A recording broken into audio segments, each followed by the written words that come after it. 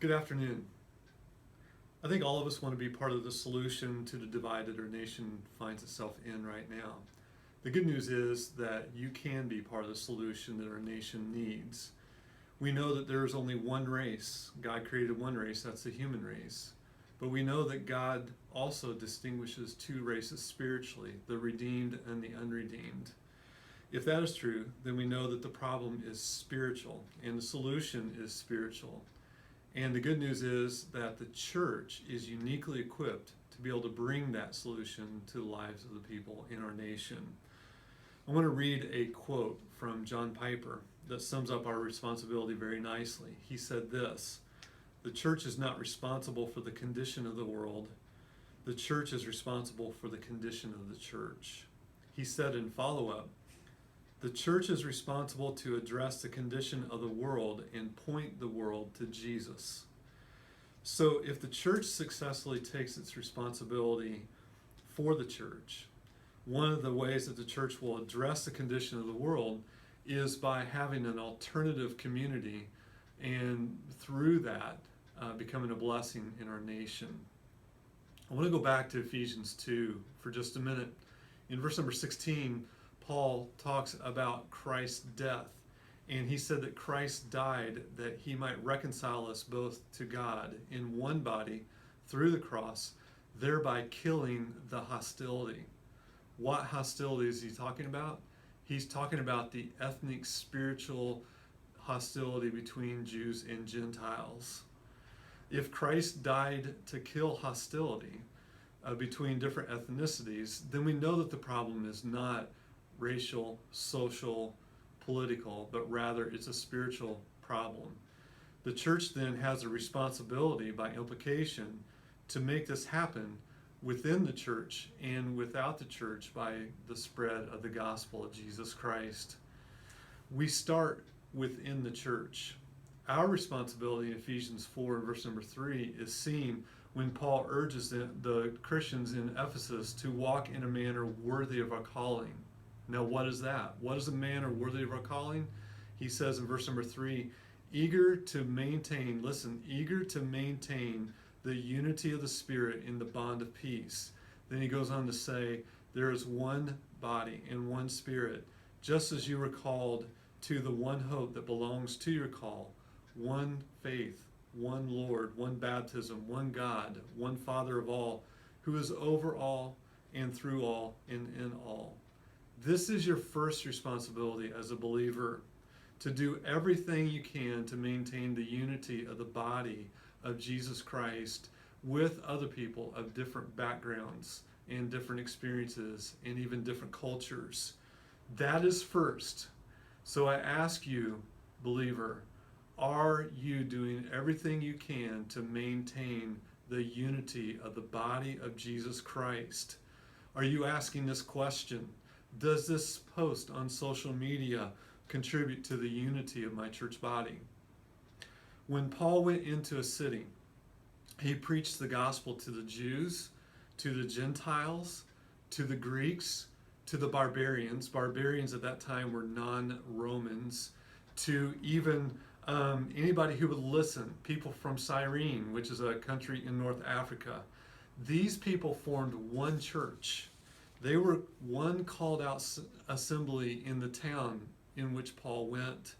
That church could be found praying together, worshiping together, evangelizing together, and helping the needy together and the sick together. They showed their gospel unity through their service together. The Bible called this fellowship. Now that word fellowship is the word koinonia, and it specifically indicates a partnership in a business, a partnership in an endeavor. And these churches had a gospel partnership. It's their koinonia, their fellowship. What does this mean for us? Our churches tend to gravitate towards congregations of similar backgrounds and culture. This is not necessarily a bad thing. We all look for people that we have common interest and common backgrounds with. The need then is for these congregations who are different in their backgrounds and different in their ethnicities and different in their cultures, The need is for these congregations to show the world we are not divided. We are one koinonia, one partnership, one fellowship together in the gospel of Jesus Christ. And they do that by praying together. There's a group of pastors that is already doing this.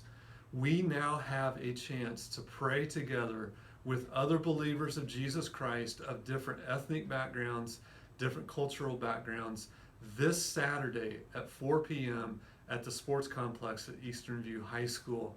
I would invite you to come to this. It's on our Facebook page, the church's Facebook page. We plan to worship, to hear preaching, and also, and most importantly, to pray together as churches to show our community that we are together, we are united around the gospel of Jesus Christ. We can't fix the culture and the society, but we can show the world that Christ breaks down ethnic, social, cultural, and economic barriers. This is Christ's desire expressed in his high priestly prayer on the night of his betrayal. He said this, "I do not ask for these only, but for those who will believe in me through the word, that they may all be one, just as you, Father, are in me and I in you, that they may also be in us, so that the world may believe that you have sent me. The glory that you have given me, I have given to them, that they may be one even as we are one. I in them and you in me, that they may become perfectly one, so that the world, now listen, so that the world may know that you have sent me and love them even as you love me."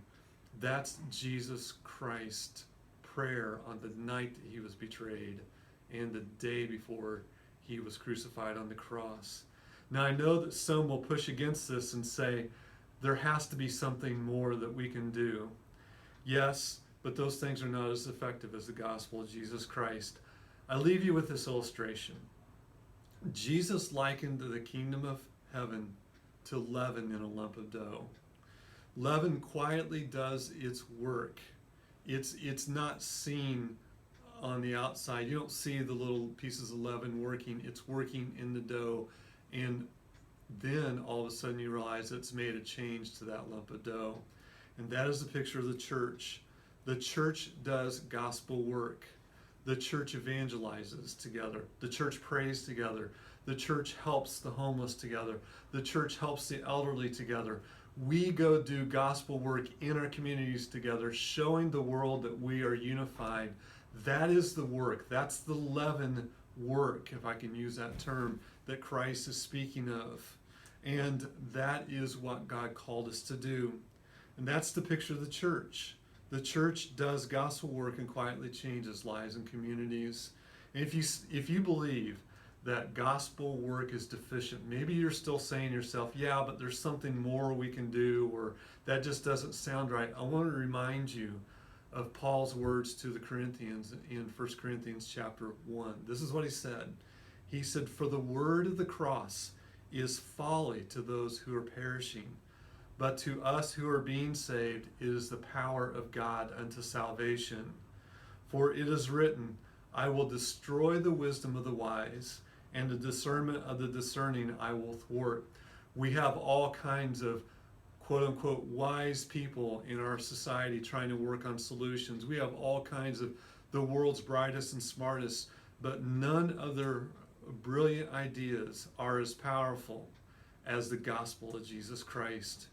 You, dear believer, have the opportunity to do something that transcends social hostilities of the day. You have a message that is more powerful than all the political policies in Washington or in Richmond. And I encourage you, engage believers, engage unbelievers with the gospel of Jesus Christ, and let Christ do his powerful work in the hearts of individuals. That is our first priority. That is what we are called to do, and everything else is a second level of effectiveness, second level of importance work that we can do. I hope you have a wonderful afternoon and evening.